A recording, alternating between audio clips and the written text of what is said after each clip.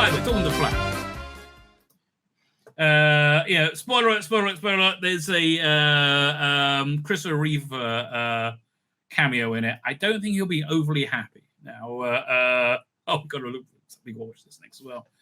Here's Christopher Reeve talking about what's wrong with cinema today.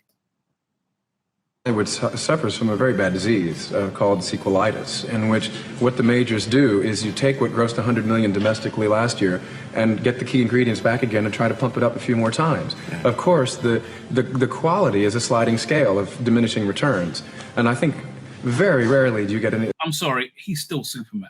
I look at him and I'm saying that is Superman. A sequel that's an improvement on what went before it. Yeah. Because often what they'll do. And I know this happened in the case of a film that I worked on, is they will make all the promises above the line. They'll get the heavyweights, the top actors and the director and whatever, and they'll say, it's going to be wonderful. We're really going to go back to the original. It's just going to be great. And this is what, in the early 90s, I think? Yeah, one second. I just got a voice message. I'm going to turn my mic off so I can listen to it.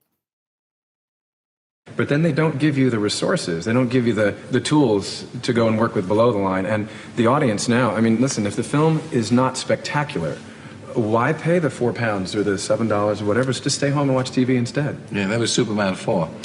Really? I don't like to dump on previous employers, but it is true that they want to reach their hand into the till again and come up with a fistful of gold, and they don't always want to put out what it takes to make the quality. They're agents and they're business managers and they're lawyers who have gradually taken over the business, and they don't have the love of films to make movies and not make deals. There you go. They don't have a love of cinema. That's what I would like to see return, right? I would love to see cinema being an event, right? And you know, Indiana Jones isn't an event. They wanted to, but they don't have the chops because they wanted to make a widget, right? They had the bunny man say, let's make a widget. It was not a movie, right? Same with The Flash, right? It just didn't work. However, Tom Cruise, I got a lot of hope for. Let's have a look at this. This I'm good. This they can get me to the cinema to see. Now, I have to tell you my own personal proclivity. I love Rome. I freaking adore Rome. It's one of my favorite cities in the whole world. I like Florence better, Florencia. The food there is the best food I've ever had in my life. It is divine beyond divine. It looks beautiful. So firstly, I'm always happy when they spend a city saying in Rome. He came to Rome to shoot a chase scene, something with a lot more ambition and unpredictability that we haven't had in previous chases. We'll be screaming through the streets of Rome, motorcycles, cars. Everything that we shot is completely practical. We're doing it right. That's the thing. He's doing it right? I want to see this movie. Oh, hell yeah. Well, there you go. It all comes down to one thing. How do we involve the audience? I just want to give them that thrill. You know, I really get that vibe from Tom Cruise. There's a lot of weird stuff about him, right? There's a lot of weird stuff about his private life. I don't give a shit. He seems really dedicated to giving the audience entertainment. We let the city tell us the kind of chase it was going to be. Traffic in the city is notorious, and the cobblestone streets. It looks just so beautiful. It really does. Make all of the driving unpredictable. Best part is Tom and Haley, they're handcuffed together. People are chasing us. Yes, they are. You're driving. Tom had to drive one-handed cuffed, for real. And I don't know anybody who can really bring an action scene like Tom Cruise. I mean, I liked Henry Cavill a lot, right? Do it French Connection style. Don't tell anybody you're filming in real traffic. Then you're talking. Colin Archer, you're so right.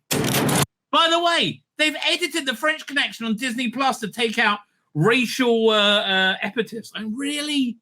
No cheating it. The key is, don't crash.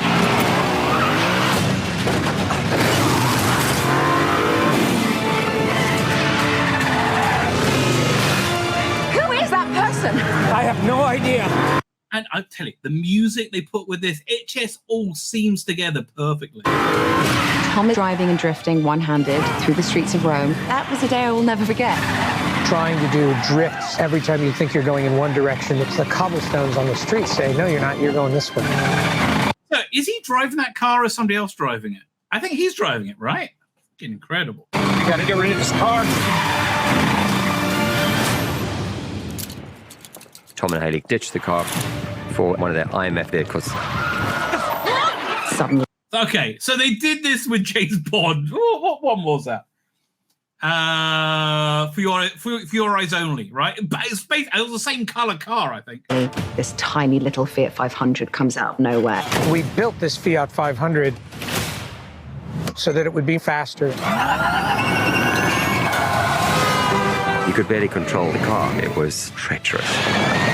The Fiat, that was wild. Some would even say the car is possessed. I don't think we could have made a sequence that was more difficult to shoot if I had gone out of my way to do it. It has really amazing results. Okay, Chris, mate, all the work you put in is really genuinely appreciated. It would be impossible without this crew and an actor like Tom. I agree with you. Looks like we lost them.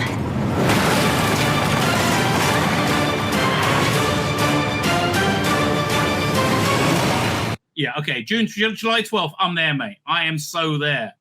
That looks freaking awesome, right? That looks freaking awesome. My name's Tzvi Lebetkin, the Rabbi from another planet. Please like, share, and subscribe, and ring that little bell. Ring the little bell so you're notified when new videos drop.